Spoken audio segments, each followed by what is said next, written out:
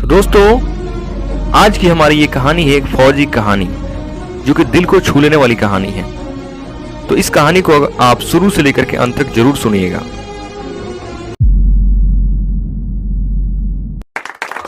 तो आइए शुरू करते हैं।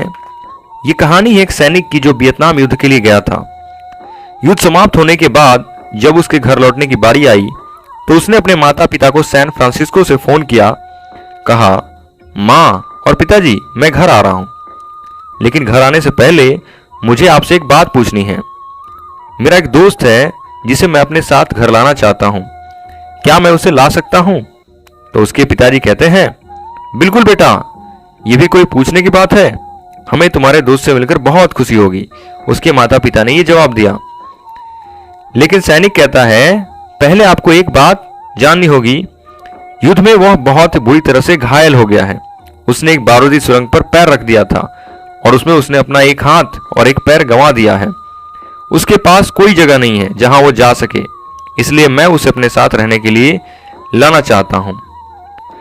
तो उसकी ये बात सुनकर उसकी मां बोली, बेटा, तुम्हारे दोस्त के बारे में जानकर हमें बहुत दुख हुआ। हो सकता है हम उसके लिए कोई ना कोई जगह तलाश कर सकें।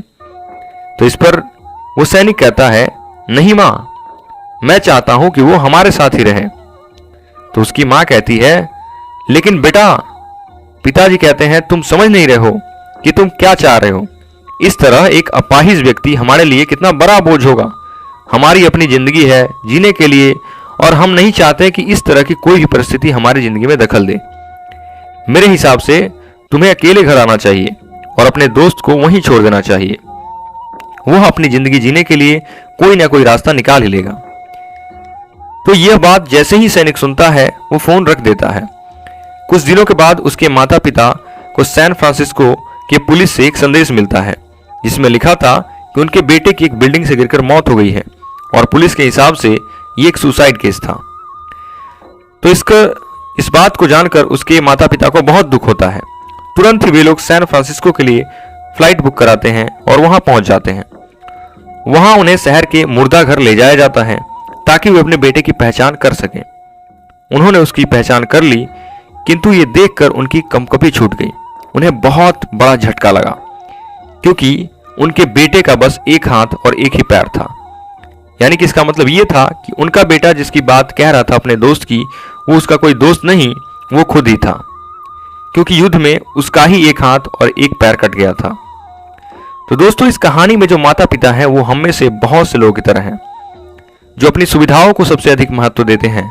वे उन लोगों से प्यार करना या रहना या समय बिताना चाहते हैं जो दिखने में अच्छे हैं, स्वस्थ हैं, या फिर जिनके साथ रहकर उन्हें मजा आता है। वे ऐसे लोगों को पसंद नहीं करते जो देखने में स्वस्थ, सुंदर, स्मार्ट नहीं है, या जिनके साथ वे मजा नहीं कर पाते, या जो लोग किसी भी रूप में उनके लिए असुविधाजनक है, वे ऐसे लोगों से दूरी बनाकर रखते हैं। लेकिन कभी कभी उनके इसी व्यवहार के कारण उनके सामने ऐसी परिस्थितियां उत्पन्न हो जाती है जब उन्हें पछताना पड़ता है। आइए लोगों को वे जैसे हैं वैसे ही अपनाएं और जरूरत पड़ने पर उनकी मदद करें। फ्रेंड्स, आप सभी को ये फौजी कहानी कैसी लगी, आप अपने कमेंट्स के द्वारा हमें अवश्य बताएं। और अगर ये सोल्जर की स्टोरी आप सभी को पसंद आए तो इस वीडियो को लाइक कीजिए और अपने दोस्तों के साथ शेयर कीजिए। ऐसे ही मोटिवेशनल बायोग्राफी स्टोरीज सुनने के लिए हमारे चैनल को सब्सक्राइब करें। जय हिंद।